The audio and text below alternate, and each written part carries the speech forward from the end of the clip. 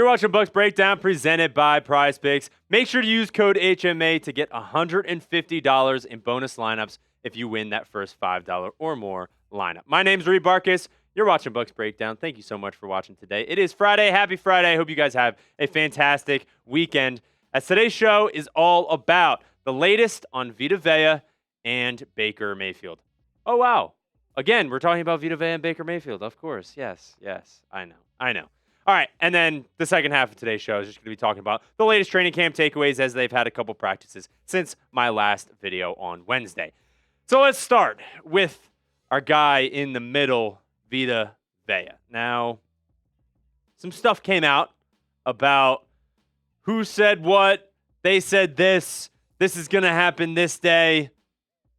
I don't know, man. Jason Licht talked to the media after practice, and he said, I have no plans of trading Vita Vea.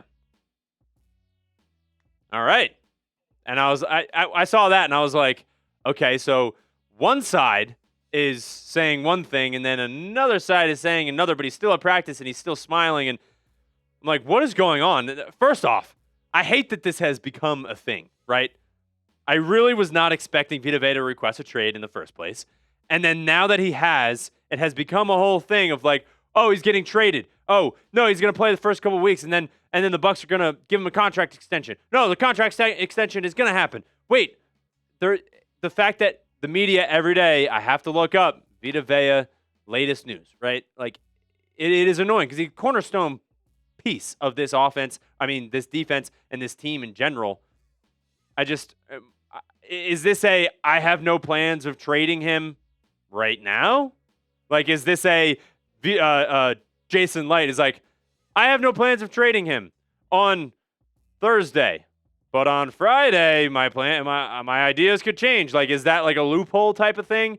Or is this like a strategy by Vita and his agent where it's like, we request a trade, we push the pressure on Jason Licht, and Jason Light's like, yeah, we don't want to trade him, but behind the scenes, they're working on a deal. Because Ari from My Sports Update, I love that that's his username, said Vita Vea's agent told NFL Stroud, which is Rick Stroud, our beat reporter, he doesn't see the current situation ending in anything other than a trade. He said, quote unquote, I just don't see it ending in anything but a trade at this point. That is Vita Vea's agent saying that. So I'm like, I'm so confused. Like, what are we doing? I hate that this is something that is so confusing where, well, Jason Licht said he doesn't want to trade Vita Vea, and his agent is saying, well, it's not going to end in anything other than a trade. So is he just going to sit out the entire 2026 season as you can't get a deal done? Like, whether it be a trade or an extension or anything? Like, Rick Stroud continued on the Pat McAfee show and said, while they're getting a lot of phone calls on him and other players, which I was like, other players? What are we talking about? There is no desire to trade him. He actually said there has been some dialogue between him and Vita Vea's agent. I don't know the truth, and I don't think we're going to know the truth until something happens. Until he gets traded, or he gets a contract extension, or whatever else. Like, people are like, oh, I think this is going to happen. We have no clue, because Jason Licht is saying, oh, yeah, we don't want to trade him, but the agent is saying, we don't see it's going to end in anything other than a trade. So who's telling the truth and who's not? Because I have no idea, and I can't give you guys a clear answer at all. So you let me know. Will Vita Vea actually get traded? Or is this all just like a ploy for him to get a new deal? Type Y for yes, type N for no if Vita Vea will actually get traded. Let me know your thoughts down in the comment section. I always love to hear what you guys have to say because I'm in the dark and I'm confused, and I hope you guys are too. But if you have any insight, please let me know in the comment section. Before we continue on with today's show, you guys are watching this for completely free because of our fantastic sponsor, and that is SeatGeek. If you guys are trying to get out of the house and go to a sporting event, a concert, anything like that, use our people over at SeatGeek. Now, today's show is made possible by SeatGeek. And when it's time to get out of the house, there's not many better options than a ball game right now if you're trying to go to a Rays game or anything like that. But use code CHAT10 to get 10% off your next set of tickets. Now, the MLB is in full swing after the trade deadline. There's a lot of different people on different teams. So if you're trying to go watch the Rays or a different team, please go ahead and use SeatGeek to do so. Now, if you're trying to go to a Tampa Bay Buccaneers game, SeatGeek has tickets available right now. Now, make sure to look for the green dots. As you can see on your screen, there's green dots right there. That means that's a good deal. If you see red dots, that's a bad deal. So make sure to focus on those green deals because it makes it a lot easier to get your seats. Now, my favorite thing about SeatGeek is you can see what your view is going to look like before you even check out, right? So you can see on that's what Raymond James is going to look like. That's what the field is going to look like if you buy that specific ticket. Now, I'm going to be here in Dallas covering Tampa Bay Buccaneers from Dallas, so I won't be able to go to the game. But if you guys are in Tampa and you want to go to a game, or if you want a road trip as well, use code CHAT10 to get 10% off your next set of tickets. Now, of course, I have a code. That's that CHAT10 to get 10% off your next set of tickets, but it's 10% off any tickets. If you want to go to a concert or anything that's going on around your area, use code CHAT10. Just click the link in the description to download the app and have the code automatically added to your account so you can use it later. Thank you so much to SeatGeek.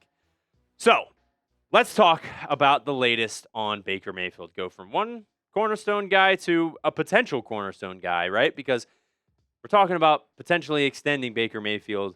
That's where the contract negotiations have ceased, I think, maybe. Who knows? We have no idea what's going on behind the scenes ever anymore, right? So let's talk about Baker Mayfield. So Jason Licht on Baker Mayfield being a franchise quarterback. Well, I'm not going to get into specifics about the contract and all that stuff, but yeah, we do think he is, and we love Baker. Our feelings for Baker haven't changed. So when I saw that, I was like, well, if your feelings for Baker Mayfield haven't changed and you think he's a franchise quarterback and you believe that he's the future of this team, how about more than a 2-year deal, right? I understand that 2 years is a good amount of time, but it's not franchise quarterback type of time. So I've said this before, you can't tell him one thing and tell everyone another, and then it comes out that it was a 2-year deal worth $100 million, which is $50 million a year, which is, I think, a good deal, more than the franchise tag, but it feels not truthful in a sense, right? He's a franchise guy, but only 2 years worth of franchise guy.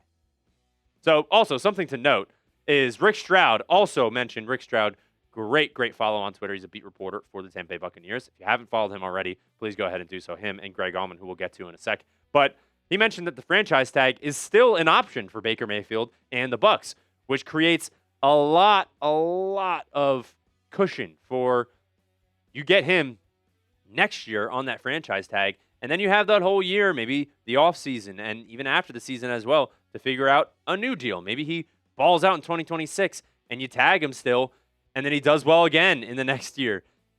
Then he's going to be making some big money. So that's kind of an option right now. If you're Baker Mayfield, like 47 mil, 48 mil, like I'll take that, the franchise tag, and then prove myself again, because you don't want to go against Baker Mayfield proving himself.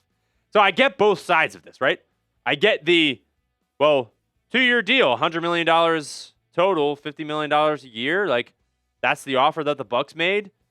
It's a fair deal. Like, and I understand that, like, he's had, if you're watching the quarterback documentary right now on Netflix, like, he's had some injury problems and he's not as consistent in his shoulder and he's got a lot of stuff going on. He's a 30-year-old veteran. Like, sometimes you have to look at that. And 2 years, I think, I get that, right? You have some concerns. But at the same time, if you're telling him that he's the future of your team and he's your franchise guy, 2 years is not enough. If you're saying, hey, we understand, we have concerns about you, we really like you, but I think it's going to be more of a 2-year deal, I think Baker's going to be like, I don't want that. Like, I want to play for this team for longer. But when you're going out here and saying, oh, he's our franchise guy and he's our future, 2 years is not enough. And I felt like I'm repeating myself, but like, that's how I'm kind of feeling. And I get Baker's side too. He's like, if you're saying I'm the future, bring me to the future. More than a 2-year deal, maybe 3 or 4. Prove that, right? And all I know is that at the end of this, at the end of all the contract talk, the business talk, it is all ball for Baker Mayfield. And he is going to play his ass off. No matter what contract he's on, we've seen it. He's proved that. Any contract he's on, He's going to play his ass off and be loyal to the team that he's on and go win a game, because that's what this guy is about. And that's why I love Baker Mayfield, and that's why I want to see him on this team for the foreseeable future, but at a reasonable price, right? But I think a price that Baker Mayfield deserves because of the type of guy he is and the type of competitor he is for this team. All right, taking a break from talking about Baker Mayfield and Vita Vea, let's talk about training camp.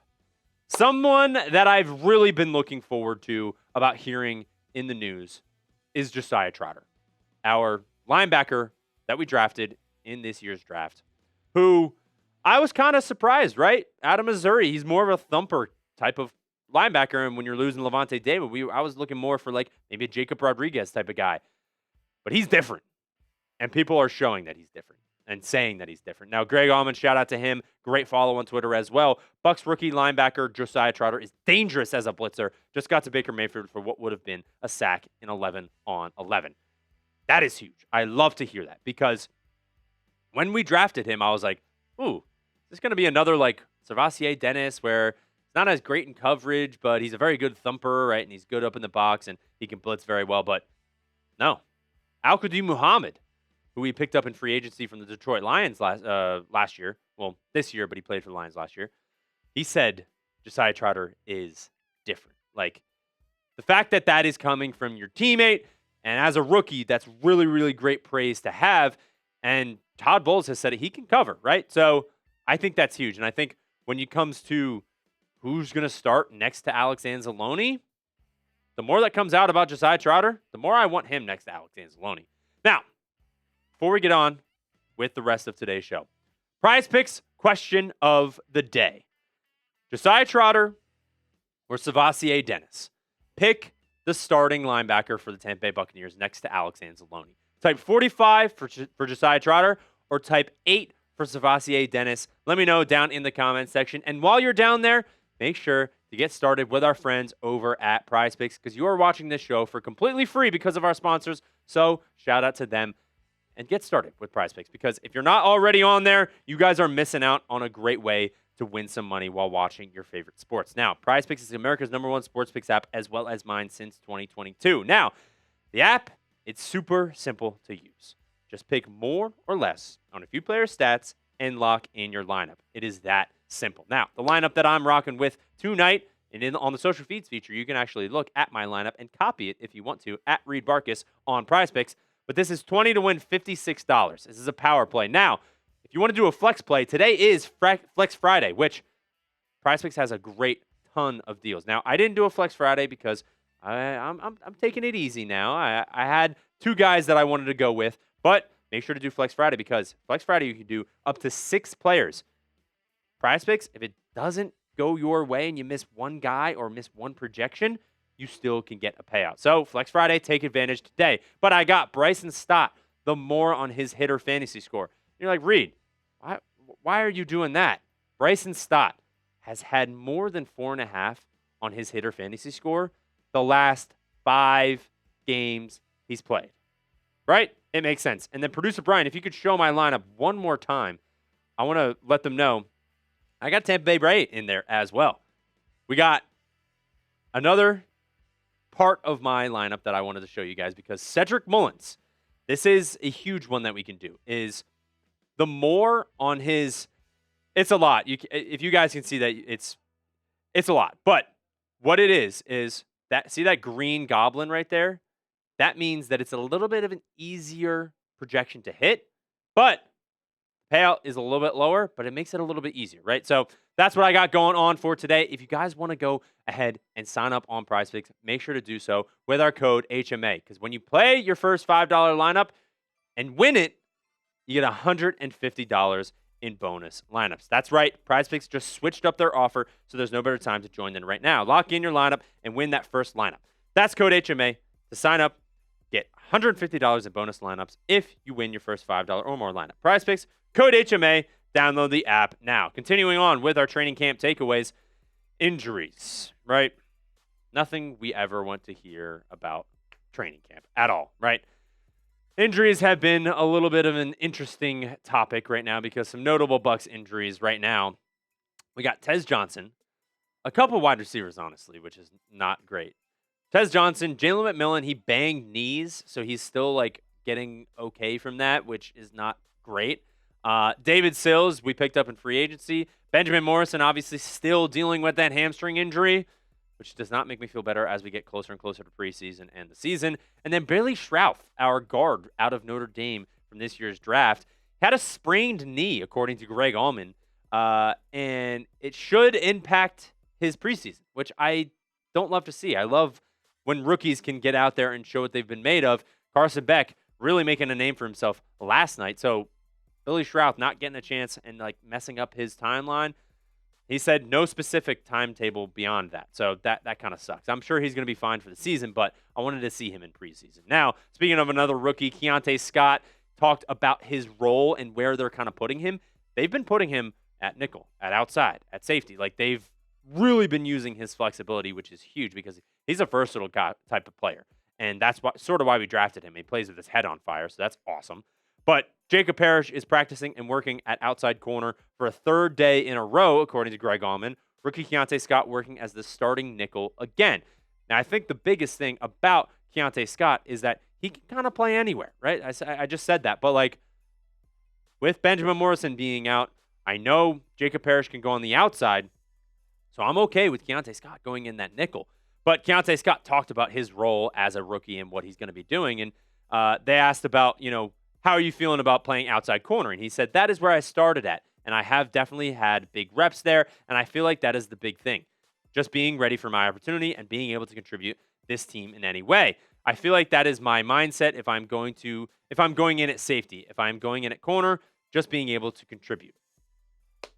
I love to hear that, right? A guy who just got drafted and all he cares about is getting on the field and being able to make plays and just being able to help this team win. I love to hear that from Keontae Scott. And the fact that he's not like, oh, I'd rather play this position or I'd rather play this. He's like, I just want to get on the field and play. That's what we need on this defense. Love to hear that. Zion McCollum has been making a ton of plays and has had a great camp. I also love to hear that because when it comes to Zion McCollum, I think he is that anchor in our cornerback room right now. He had a good season last year, but he can definitely have a better season and really take off this year and be that veteran guy in the cornerback room because we have a very young secondary, and the fact that he's making plays is great. He had a good practice, according to Greg Allman, for the Bucs defense today. Deep ball for Mekabuka. Zion McCollum tips the ball to himself for an interception. He's had a strong first 2 weeks. Love to hear that, right? Because Zion McCollum has to have a great season for everyone to sort of follow suit in that secondary. Now, Antoine Winfield and Taki Smith, they're great. But Zion McCollum being that CB1, he's being able to step up is going to be huge, right? So, awesome. The last one that I want to talk about is our guy, Ruben Bain Jr. There's nothing better than talking about number 3. And he's awesome. And one thing that I want to say about Ruben Bain is, yes, on field, he's great. We've seen the videos of him getting past Luke Gedeke. The thing that I saw that I was huge on today was he was running sprints, conditioning after practice today. He's a rookie, getting extra work in, really wanting to be better and be ready for the NFL season. There's nothing better than that, right? Getting extra work in and running sprints voluntarily after practice. Huge. Thank you so much for watching to the end of today's show. I really appreciate it. If you haven't already, make sure to hit that subscribe button because if you're making it to the end of today's show, that means we're doing something right here at Bucs Breakdown. Thank you so much. I hope you have a wonderful rest of your weekend. And as always, fire the cannons.